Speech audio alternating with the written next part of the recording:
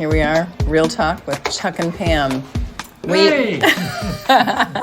Now that is about as artificial of a hey as I've ever heard from you. No, I could do worse. Yeah, or could better, you do? or however you want to say it. However you want to put it. What happened to your Starbucks? What happened, Chuck? Don't get me started. Go ahead, go ahead. No. Go for it. I'm going to take a bite of cake while you rant. Go ahead.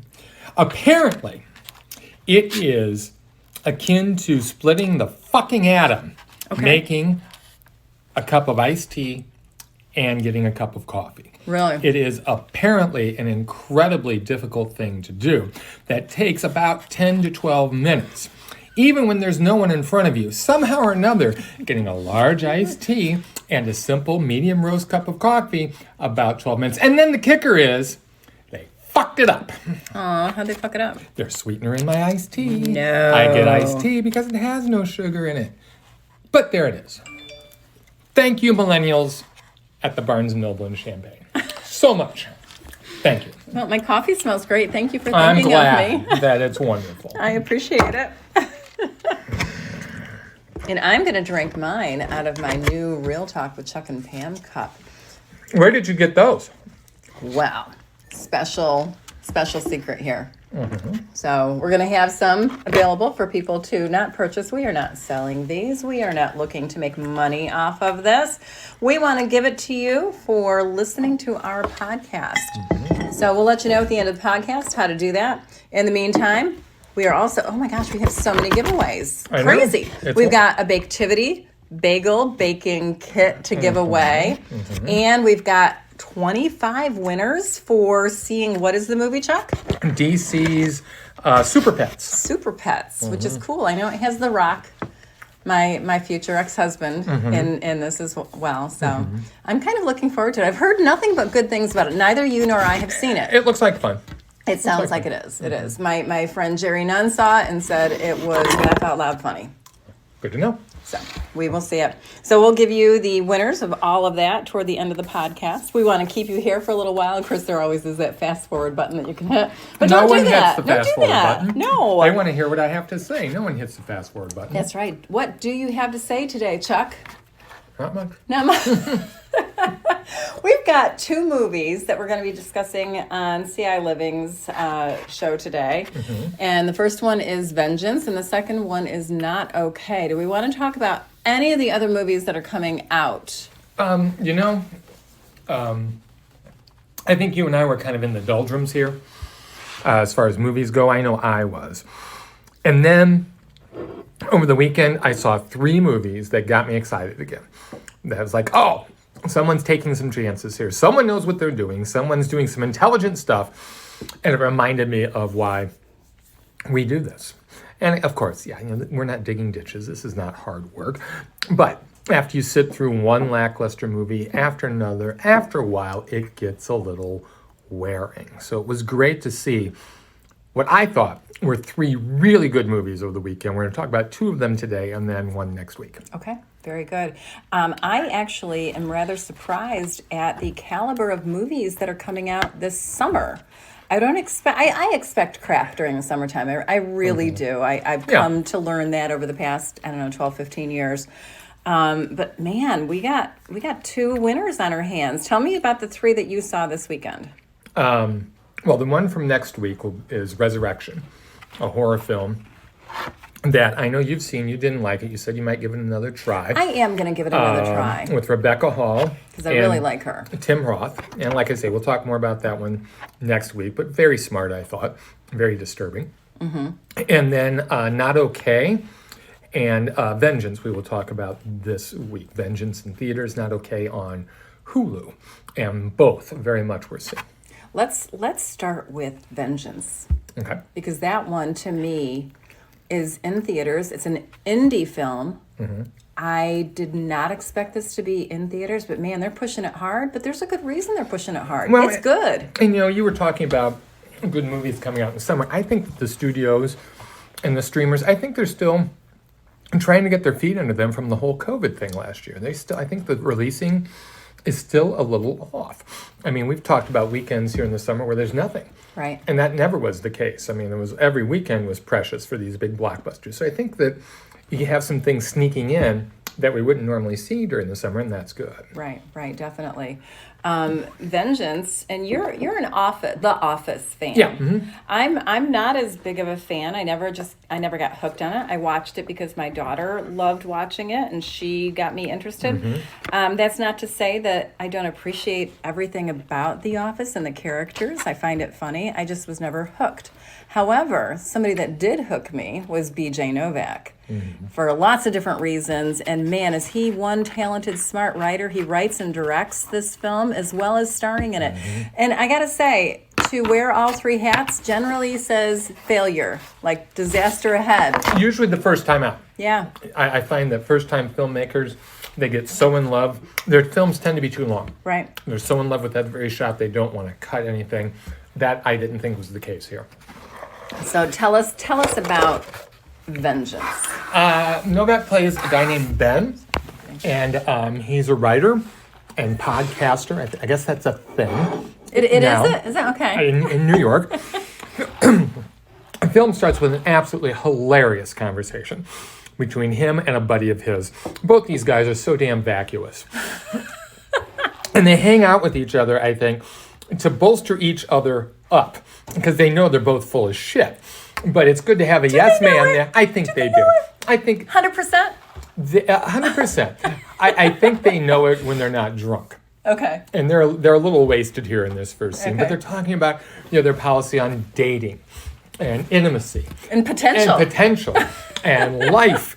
And it's just such a circuitous, nonsensical at times, contradictory, I guess is the word I'm looking for, conversation. And right off the bat, I said, okay, if he can keep this up, this level of not just humor, but intelligence, right, we're into something. And acknowledgement of where we are as a society and the people within it. Which is what these two films have in common. Yes. And yeah, he's very much a product of the 21st century. No emotional commitments. He'll hook up with girls, women, won't even know their last name, maybe sometime not their first name. They'll put codes in after the names in their phone about things that they like or don't like as to whether they should hook up with them again. Disgusting. It's disgusting. It's this male behavior. Yes, and this comes back to haunt Ben. One night he gets a phone call from Ty. Boyd Holbrook is this guy's name, the actor. And Ty calls, says, this is going to be the worst phone call you ever got in your life. Your girlfriend is dead. And he's got to figure out who he's talking about because he doesn't have a girlfriend. Well, he's thinking wrong number, dude. Yeah, what's going on? But he comes to figure out that this is a woman by the name of Abilene, who he hooked up with a couple of times. Not a girlfriend by any sort, but she's dead. She's gone back home to Texas. She's dead. And somehow or another, the brother talks him into coming down for the funeral. That was the only weak part in the script, by the way. I didn't buy that at all. Okay. He doesn't have enough of a conscience to be guilted into going. Okay. That's the only weak part in the script. But I'll give it. They call him out on it though later on in the script. Right, but still, I think they acknowledge that. But he shouldn't be there in the first place. Yeah. But I'll give it a pass because it just opens up this whole can of worms, the whole fish out of water thing. Because he goes down there and he is just adrift in all of this Texan ultra-conservatism, and he doesn't know what to make of this. I mean, Granny's whole dissertation on the Alamo and what a tragedy it was, and so many people died, and Whataburger, and you know how Whataburger is great because it's just right there, and it's always there. But he gets an idea. He says, I could do a podcast on this. He says that maybe he can figure out what the divide is, how we've become separated as a country with our differing perspectives of what's going on. And then, conspiracy theories. And conspiracy theories. And then also in the process, the brother convinces him that Abilene just didn't die of an overdose. She was murdered. And he doesn't believe it at first. But we start asking questions and we start digging around and there might be something to that. And I think that's all I want to say at this point. Okay. Let's talk about the characters that he encounters, though, because they are definitely worth mentioning. And you know what, this is problematic, I think, a little bit at times, because at the beginning, he doesn't respect these people at all. Right. And I'm not talking the character, I'm talking Novak. I mean, when you are parroting people, you're walking a very thin line. You can't express complete disdain for them and make fun of them to the point to where it's obvious I hate you and I don't respect you. Right. And I think he crosses that line in the beginning. By the end of the film, though, the character does turn around a little bit and understand some commonalities between them. But I think initially it's a little too vicious. Now, I enjoyed it. I thought it was spot on. It was frickin' hilarious. Yeah. But I think people are going to nail him on that. I disagree with you on that because I think he's showing us you can't judge a book by its cover. And yes, while people do fit into stereotypes, and there are generalizations and There's stereotypes. a reason for stereotypes, yes. There is. Like, okay, let's look at the girl that plays Paris, who talks with Ben, BJ Novak's character. That's not going to make any noise on the podcast Again, this whatsoever. is verisimilitude. Oh, God, okay. And Now we're pouring ice. there's some realism here at this thing. We're not in some sterile, esoteric studio. It's just two people talking. Go ahead. What were you saying? Oh, I don't even know. Oh, my God. Oh, Okay. Paris. Okay, so he's having a conversation with Paris. And who's Paris? Paris is the sister of sister, Abilene, right. one of the three siblings that is in this movie. And BJ's talking down to her. Ben is talking Yes. down to her and saying, "Oh well, Chekhov's, whatever, Right. trying to do this highfalutin kind Right, of completely. condescension." And Paris says, "Well, I like to make parallel lines with the cherry orchard." I mean, Right, she she knew her does shit. not. Right, I agree. And so that was like a little 1-2 punch. Like, don't you judge me But and that's think the only I'm time. backwards. But that's the only time that happens. With Paris, yes. I mean, the brother is a complete fool, and we treat him as a fool throughout. Although he has the best line in the film, referring to Liam Neeson films that he likes, and then Schindler's List. Again, it's like you're shooting fish in a barrel. I don't think it's very respectful, but there's some truth to it, and it's funny as hell. Okay, let's look at another scene that takes a look at that aspect. He's at a rodeo. And let's hear it for all those UT fans. And he stands up and starts cheering, and he is the only one that stands up and He starts thinks cheering. everyone's going to stand Right. up, and I mean, wouldn't anybody? So now the entire town hates him because he's a UT fan, and then they start to talk about, the differences in being able to fit in, and his preconceived notions and judgments backfire on him. they do. So They do. I disagree with you with BJ being disrespectful Okay. in the writing. I think it all plays into all of us because let's face it, think about people in Chicago and how they look at people down in farm country down here. Oh, completely. Completely. And while there are some stereotypes that fit, I think that we are judged differently because of our location. And I think Completely. that happens No doubt. all the time. So I think that's what he's striving toward is don't judge a book by its cover. Don't believe all your preconceived notions because if you dig a little deeper, there might be something else there. So if that's the case, do all these people get a pass for their backwards thinking? Crickets. I don't know. See, and that's what I mean. That's that fine line you're Yeah. walking. Because in reality, and I hate to say this, but yeah, I do have preconceptions, and it's going to take an awful lot for me to get around those, and maybe that's at the core of this film. But again, there are certain things, if people believe certain things, I want nothing to do with them. Okay. You know, and I know I'm supposed to sit back and, as this film is saying, sit back, look at their experiences, look what they've been through so that you can understand why they think the way they think. Even if I do that, though, I'm not going to necessarily want anything to do with them. Interesting. I think your takeaway from it is much different than mine. That's quite possible. It is. You know what? It really is. And I want to stress something about this. We're talking about some serious stuff here, and the film deals with serious issues, but I don't want you to get the impression that vengeance is heavy lifting. It's fun. Oh, it's super It's fun. incredibly... I laughed my ass off. Oh, yeah. It's the entire film. incredibly entertaining, and that's what you want. Bless her heart. Bless your heart. You want something that's entertaining and gripping while it attempts to grapple with these issues. And the mystery is quite good, too. It is. We don't know what really happened to Abilene. Until the end, and oh my God. I felt like I had the rug ripped out from under my feet and I landed on my ass. Yeah, because yes, there is much more afoot than we are led to believe. And I loved the explanation as to why they thought he was the boyfriend. Yes. That made complete sense to me. Yeah. And that's the other thing I love. Good mysteries don't take stuff out of left field all of a sudden to explain things. It's very logical once we get to the end and you look back and he's placed all those pieces right where they need to be.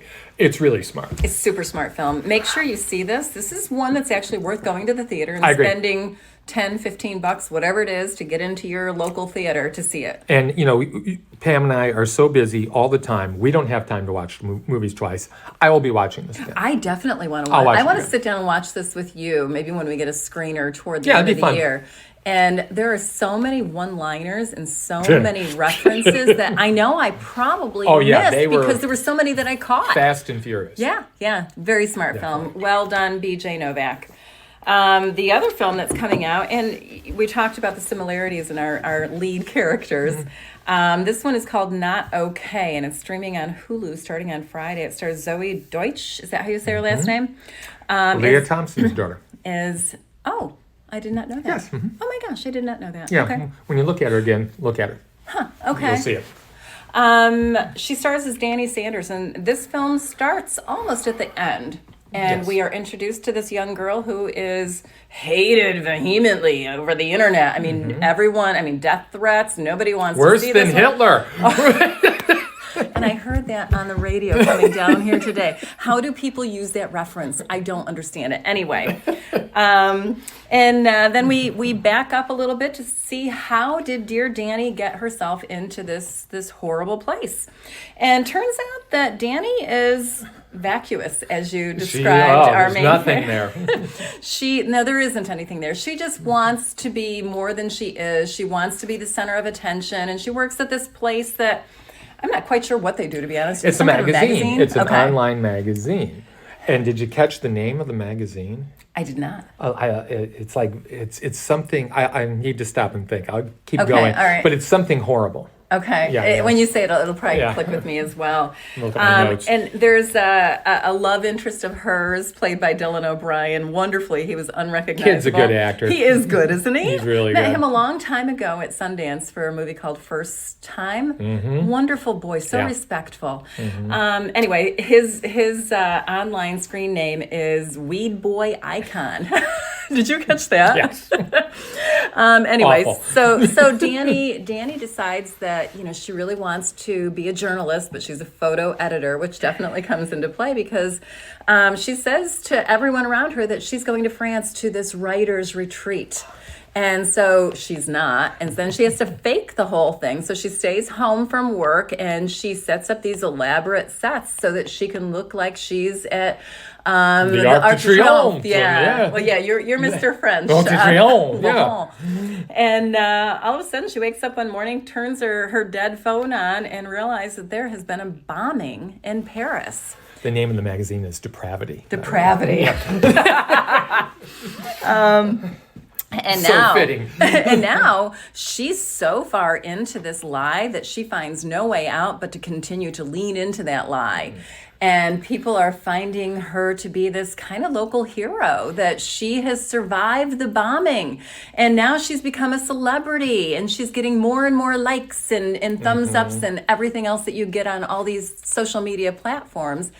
And then she befriends this young girl named Mia Isaac, who I interviewed just recently for a film. She is something. She is incredible, isn't she? Yeah. The name of her character is Rowan. Rowan, who has survived a mass shooting where her sister school. has died at her school.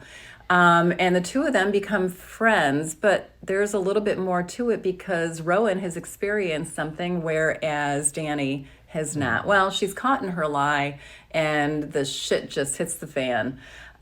This is quite the social statement about celebrity, and with Vengeance. When Ben met the siblings of the deceased Abilene, what do you want to be? What do you want to do? Yeah. I want to be a celebrity. Yep. What kind? I don't know, just famous. Just everyone wants to be famous. Everybody wants to be an Instagram icon, and the price that you pay for that fame, as Danny finds out, is irreparable. The price you're willing to pay. True. Or you don't even realize what it's going to cost you. you know. This too is a very smart film. It delves into these topics of gun control again, and terrorist attacks, and how we are living in a different state of mind. Yeah. And then, you know, where are our values in life? It's not ours. And I hate to say this because it's going to make us sound old. We but are. The millennials, the younger generation. Deutch, boy, she's got a high wire act to walk here. Because this is a reprehensible character. Yes. But you don't, I don't want to say I don't hate her. No. And by the end, due to her performance, I almost have a little sympathy for her because she is the way she is because of the time and era in which she has been brought up. Right. And bad parenting as well. I mean, it helped me understand a little bit younger people as far as, you know, and we've said this before, the whole social media and the phone thing is supposed to bring us together. It's fragmented us to the point to where so many of these kids feel invisible. What do I do to get noticed? And that's all she wants. Well, and that's true. And she does talk about that. Nobody notices her. No. She blends into the And she background. goes out of how her hard way. she tries. Yeah. And I don't want to say all millennials are like that because No. I like to think that, you know, there are a good, not majority, but there are a good percentage. No My question. children being two of No them and my question. daughter-in-law. But it must be the majority or a large number because this comes up again and again. Absolutely. And I think our generation gets sucked into it too, you know? Yeah, And completely. Well, you know, we have to. in order to survive. I mean, look at what we do for a living. Right. I you mean, know? you have to because that's the way the you know, everything, it's the tail that wags the dog at this point. This is one of my favorite movies of the year. I like this one even more than Vengeance. Did you really? I was stunned by this movie.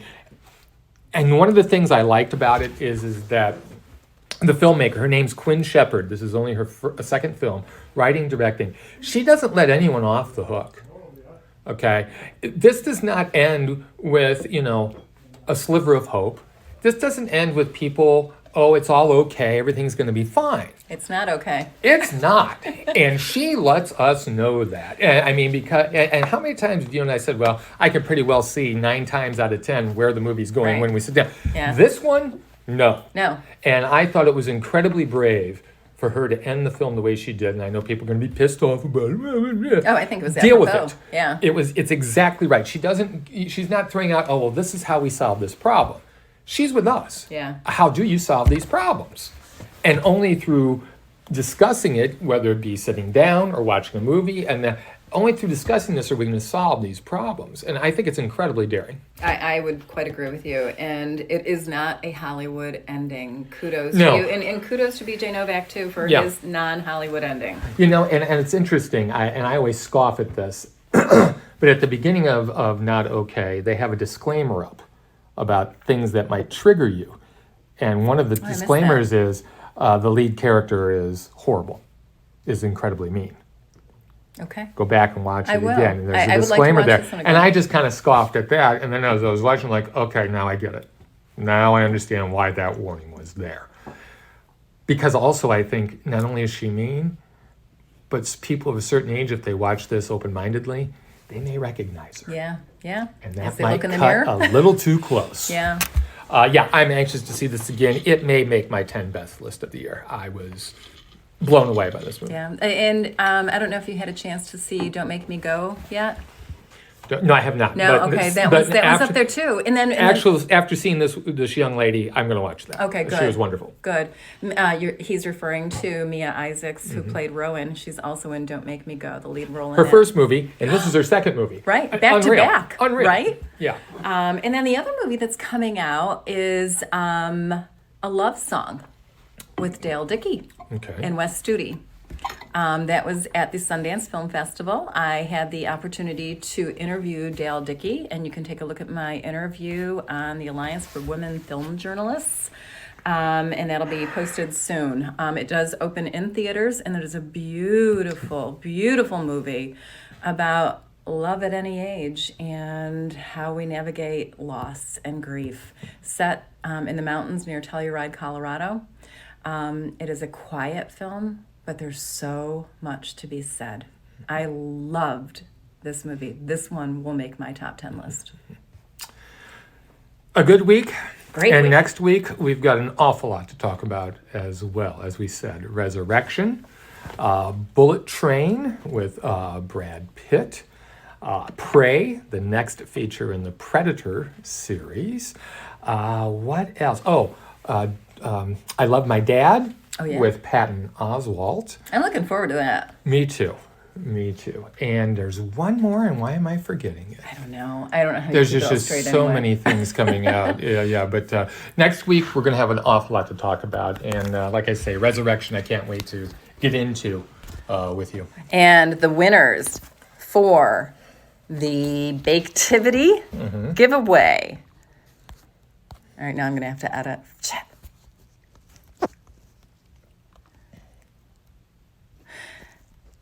The winner of the Baketivity Bagel Baking Kit is Linda Setzer Davis. You will receive one. Woohoo! Thanks for entering. We had so many wonderful entrants with posting your favorite desserts. And Chuck, can you share 3 of the winners? Because we have 25. And he's shaking his head Don't no. have it in front of me. All right, Chuck, since you don't have the list in front of you, I happen to have it. Here are just a few of the 25 winners that we have for this week's prize. 2 tickets from Fandango to see DC League of Super Pets.